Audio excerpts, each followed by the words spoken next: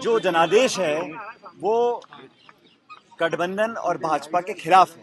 उनके सारे दावे धराशायी हो गए और आज किसी भी पार्टी को जनता ने सरकार बनाने का जनादेश नहीं दिया। हिंदू, मुसलमान, मंगलसूत्र, इन बातों को लोगों ने स्वीकार नहीं किया।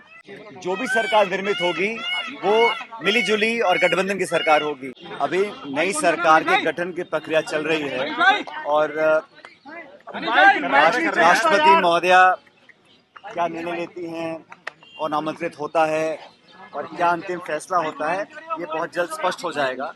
लेकिन 2024 के लोकसभा चुनाव परिणामों को अगर आप ध्यान से देखें तो इन परिणामों का संदेश क्या था।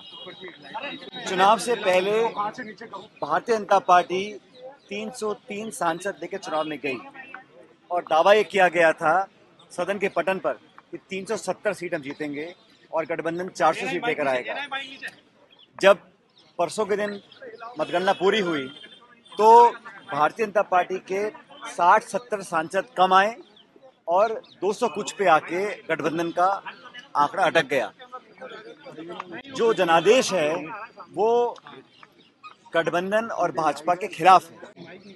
मैं ऐसा मानता हूं कि भारतीय जनता पार्टी ने जो राजनीति और जो शासन जनता को दिया और जिन मुद्दों को लेकर चुनाव में गए उसको लोगों ने सिरे से खारिज किया। उनके सारे दावे धराशायी हो गए और आज किसी भी पार्टी को जनता ने सरकार बनाने का जनादेश नहीं दिया। जो भी सरकार निर्मित होगी वो मिली जुली और गठबंधन की सरकार होगी।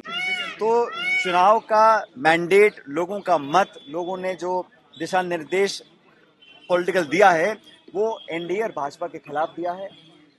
संख्या बल, आंकड़े, मिलीजुली सरकार, गठबंधन वो अलग विषय है, लेकिन चुनावों में इंडिया अलायंस को और कांग्रेस पार्टी को भरपूर आशीर्वाद मिला। जिन मुद्दों को लेकर हम चुनाव लड़े थे, कानून बनाना एमएसपी के ऊपर, अग्निवीर को समाप्त करने का, किसान का, नौजवान का, बेरोजगारी का और महंगाई पर, इन पर हमने अपना पूरा चुनाव फोकस किया।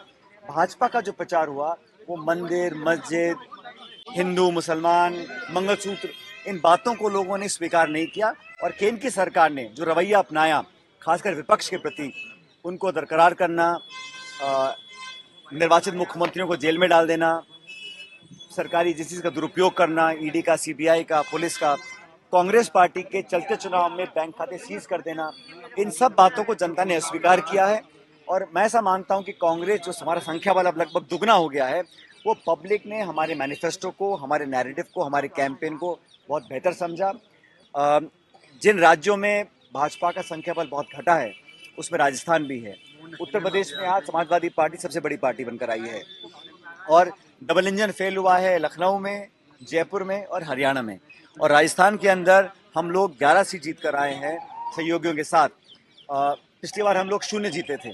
ये जो 11 सीट हम जीते हैं, बीजेपी हारी है, ये मुझे लगता है कि जनता ने, लोगों ने, हम लोगों का जो प्रत्याशियों का चयन था, हम लोगों का कैंपेन था और जो प्रचार राहुल गांधी जी, खड़गे जी, प्रियंका जी ने किया पूरे प्रदेश में, हम सबका सामूहिक नेतृत्व और हमारी मिलजुल की जो मेहनत हमने की, उसका परिणाम था कि इन राज्यों में हम लोग बहुत बेहतर प्रदर्शन कर पाए। जिन राज्यों में हमारा संख्या कम है वहाँ पर मैं समझता हूँ बहुत संभावना है आगे काम करने की। लेकिन इस चुनाव के अंदर इंडिया अलायंस और गठबंधन को और कांग्रेस पार्टी को जनता का भरपूर आशीर्वाद और स्नेह मिला है। उसके लिए मैं जनता का कायल हूँ। मैं तमाम कार्यकर्ताओं को धन्यवाद करना चाहता हूँ कांग्रेस का, जिन्होंने झंडा उठाए रखा। तमाम बाधाओं के बावजूद, दबाव आया, प्रलोभन आया, डराया धमकाया गया प्रशासन, पुलिस के माध्यम, उसके बावजूद भी कांग्रेस कार्यकर्ताओं ने हिम्मत नहीं हारी और शानदार परिणाम हमारा आया और हमारे सभी जो हमारे उम्मीदवार थे वो लगभग जीत कर आए हैं। मुझे इस बात की खुशी है। लेकिन भारतीय जनता पार्टी को एक आत्मचिंतन करना चाहिए। मैंने कल इस बात को कहा था। सन 89 में जब राजीव गांधी जी प्रधानमंत्री थे, चुनाव हुआ था, तो उनके पास, वो अकेले ऐसे प्रधानमंत्री जिनके पास 400 सांसद थे। जब चुनाव 89 का हुआ तो वो लगभग 200 पे हम लोग आ गए थे। उस समय राष्ट्रपति ने राजीव जी को कहा कि आप सबसे बड़ा दल हैं, आप सरकार बनाइए। तब राजीव गांधी जी ने कहा था कि मैं सबसे बड़ा दल है हमारी पार्टी कांग्रेस, लेकिन ये मैंडेट मेरे खिलाफ है क्योंकि मेरा संख्या बल कम हुआ है। उन्होंने सरकार बनाने से मना किया। उसके बाद अगले दल को राष्ट्रपति ने मौका दिया सरकार बनाने का। वो नैतिकता का परिचय दिया था क्योंकि सरकार में होने के बावजूद, सबसे बड़ा दल होने के बावजूद, उनको लगा कि जनता ने मेरे एमपीज कम करे हैं, मैं सरकार बनाने के लिए भी तैयार नहीं हूँ। ये उस समय की बात थी। आज परिस्थिति बदल चुकी है।